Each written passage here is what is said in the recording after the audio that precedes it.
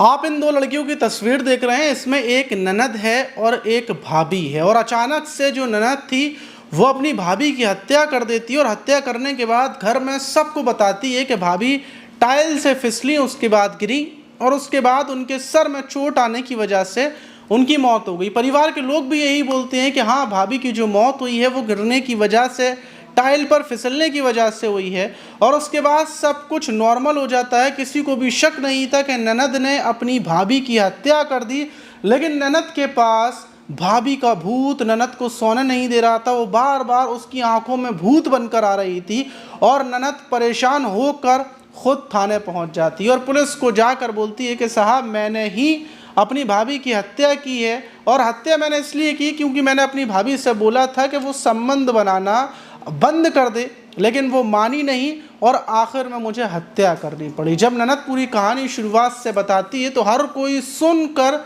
दंग रह जाता है। यकीनन आप भी चौंक जाएंगे। तो चलते हैं और जो आज की घटना है उसको शुरुआत से जानते हैं आखिर तक।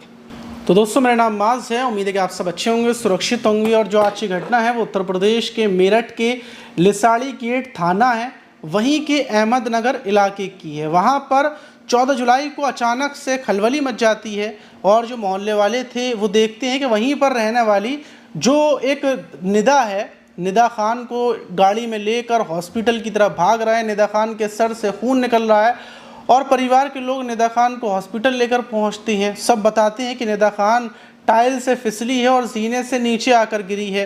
हॉस्पिटल लेकर पहुंचते हैं, और हॉस्पिटल में डॉक्टर्स देखकर बोलते हैं कि निदा खान की मौत हो चुकी है। वहीं डॉक्टर्स ये चेक वगैरह नहीं कर पाते, क्योंकि जो परिवार के लोग थे वो ये बोल रहे थे कि निदा खान टाइल से नीचे गिरी, छत की मतलब टाइल पर फिसलने की वजह से नीचे गिरी, और उसके बाद निदा खान की मतलब मौत हुई है। परिवार के लोग जो बॉडी थी वो घर पर ले आते हैं। वहीं निदा के मायके वालों को सूचना दी जाती है कि निदा का पैर फिसलने से, उसकी गिरने की वजह से मौत हो गई। निदा करीमनगर की जो मेरठ है वहीं की रहने वाली थी। फ़ौरन निदा के जितने भी रिश्तेदार थे, माँ बाप थे, वहाँ पर पहुँच जाते हैं निदा की ससुराल में, और वो लोग भी यही मानते हैं कि हाँ ज़रूर, जब मतलब निदा, अभी तक निदा ने कोई शिकायत का मौका नहीं दिया, निदा ने ये बात नहीं बताई जो उसका पति शावेज़ है वो उसको कभी मारता हो या ससुराल वाले उसको परेशान करते हो, कभी कोई ऐसी बात उसने बताई नहीं। 6 साल शादी को हो गए लेकिन कभी कोई विवाद नहीं हुआ। इसलिए निदा के परिवार वालों को भी यही लगता है कि ज़रूर निदा की गिरने की वजह से मौत हुई, और अल्लाह को यही मंजूर था, यही हुआ है। रात का टाइम हो जाता है। बाकी जो रिश्तेदार थे उनके इंतज़ार किया जा रहा था कि रिश्तेदार आएंगे और सुबह के टाइम पर निदा को दफन कर दिया जाएगा। ये इंतज़ार चल रहा था। वहीं रात से जैसे ही सुबह होती है तो सुबह सुबह जो लिसाड़ी गेट थाना है उस थाने में एक महिला पहुंच जाती है, और जो महिला थी उसका नाम रिमशा था। और रिमशा थाने में जाने के बाद बताती है कि साहब, जो अहमदनगर में जिस लड़की की मौत हुई है, जहां आप पहुंचे थे और परिवार के लोगों ने बोला था कि पैर फिसलने की वजह से मौत हुई है, वो मौत नहीं हुई, बल्कि वो मेरी भाभी थी और मैंने अपनी भाभी की हत्या कर दी। पुलिस हैरान हो जाती है। पुलिस बोलती है कि तुमने हत्या कर दी और तुम थाने क्यों आई हो? तो वो बताती है कि साहब, मैंने ये प्लानिंग रची थी कि मेरी भाभी का पैर फिसलने की वजह से सर ज़मीन में पड़ा, उसके बाद मौत हुई। परिवार के लोगों ने भी यही कहानी गढ़ी, और फिर मैं थाने में आई हूँ ये बताने के लिए कि नहीं, वो मैंने हत्या की थी और परिवार के लोगों ने झूठ बोला था। अब ये जो रिमशा थी ये पूरी कहानी शुरुआत से पुलिस को बताती है। बताती है कि साहब, मैं अहमदनगर में रहती थी, शावेज़ मेरे भाई थे। 6 साल पहले मेरे भाई की शादी हुई थी निदा के साथ। वही जो मेरे भाई हैं उनका सिलाई वगैरह का काम है, और हमारे घर पर एक लड़का आता था जिसका नाम उवैस था। उवैस ऑनलाइन कपड़े का काम करता था, इसलिए उसका हमारे घर पर आना जाना था। उसी बीच मेरे घर पर आने के बीच उसके अवैध संबंध मेरी भाभी से शुरू हो गई। ये बात किसी को नहीं पता थी, ना मुझे ना मेरे भाइयों को। और मेरे भाइयों को जो उवैस था वो लड़का सही लगता है, और 2 साल पहले उससे मेरा रिश्ता कर दिया जाता है, और उसके बाद मेरी शादी कर दी जाती है। मैं उवैस के साथ रहने लगती हूँ। लेकिन अब आकर मुझे 3-4 महीने पहले पता चलता है कि उवैस के अवैध संबंध मेरी भाभी के साथ चल रहे हैं, और उवैस जो मेरे घर पर आता है वो मेरी भाभी के चक्कर में आता है, और ये सिलसिला बराबर कई सालों से चल रहा है। जब मुझे ये बात पता चलती है तो मैं अपनी भाभी निदा को समझाती हूँ कि ये अवैध संबंध ख़त्म कर दे, और अपने पति को भी समझाती हूँ अवैध को। लेकिन ये सिलसिला बराबर चलता रहता है। मैं तमाम रोकती हूँ, टोकती हूँ, कुछ नहीं होता।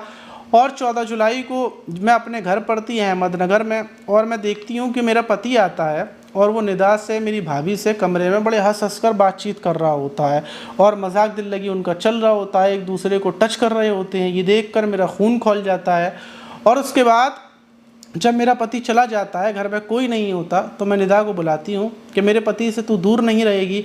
और वो बोलती है कि तू अपने पति को समझा, मैं तो ऐसे ही तेरे पति के पास जाऊँगी, रोक सकती है तो अपने पति को रोक, मुझसे मत बोल। जैसे ही ये वो बोलती है तो मैं किचन से छुरी निकालती हूँ, और छुरी निकालने के बाद जो मेरी भाभी थी उसके सीने पर ताबड़तोड़ वार करती हूँ, और सीने पर वार करने के बाद मेरी भाभी फ़ौरन गिर जाती हैं। अब मेरी माँ आती हैं, पिता आती हैं, वो देखते हैं कि मैंने अपनी भाभी की हत्या कर दी, वो डर जाते हैं। और उसके बाद मैं फ़ौरन अपनी भाभी की लाश को खींचती हुई ले जाती हूँ और जीने से नीचे फेंक देती हूँ, और चीखती हूँ, चिल्लाती हूँ कि भाभी नीचे गिर गई।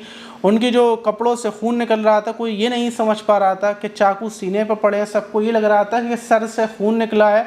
और हम लोग हॉस्पिटल भी लेकर पहुंचते हैं और आनन फानन में वापस भी ले आते हैं। मेरे परिवार को ये बात पता थी। बॉडी वापस लाने के बाद सबको यही बताया जाता है कि निदा भाभी पैर फिसलने की वजह से ऊपर से नीचे गिरी, उसके बाद उनकी मौत हुई है, और किसी का भी शक नहीं गया, किसी ने भी मतलब ध्यान नहीं दिया। और दूसरी चीज़ कि सुबह के टाइम पर गुस्ल होता, फिर उसके बाद दफन वगैरह किया जाता, मेरे ही परिवार के लोग ये सब कुछ करते। लेकिन रात के टाइम मुझे नींद नहीं आई। जब जब मेरी आंखें बंद हुई तब तब निदा भाभी मेरे सामने आके खड़ी हो गई। मैं बहुत ज़्यादा डर गई थी। मुझे ऐसा लग रहा था कि निदा भाभी का भूत मुझे जीने नहीं देगा, वो मुझे मार देगा। इसलिए मैं डर की वजह से थाने में आई हूँ, खुद को बताने के लिए कि मैं कसूरवार हूँ, मुझे सज़ा मिलनी चाहिए। पुलिस जब ये सुनती है फ़ौरन निदा की मतलब वहाँ पर पहुँचती है जहाँ डेड बॉडी थी। डेड बॉडी को उठा लिया जाता है, पोस्टमार्टम के लिए भेजा जाता है। और जो रिमशा के परिवार वाले थे वो फ़ौरन फ़रार हो जाते हैं। पूरा परिवार फ़रार है, जो जो प्लानिंग में शामिल थे सबको पुलिस ढूंढ रही है। लेकिन इस घटना के बाद आप सोच कर देखिए कि भाभी के अवैध संबंध पति से चल रहे थे, इसलिए ननद ने अपनी भाभी को दर्दनाक तरीके से मौत के घाट उतार दिया। प्लानिंग भी शातिर थी, लेकिन दिमाग में वो घूमना ना क्या भूत बन जाता है, ये बन जाता है, तो वही सब चीज़ों की वजह से खुद ही रिमशा थाने में पहुंच गई। आप इस घटना पर क्या बोलेंगे कमेंट बॉक्स में ज़रूर बताइएगा। मिलते किसी और वीडियो में, तब तक के लिए अपना ख्याल रखें, सुरक्षित रहें, सावधान रहें।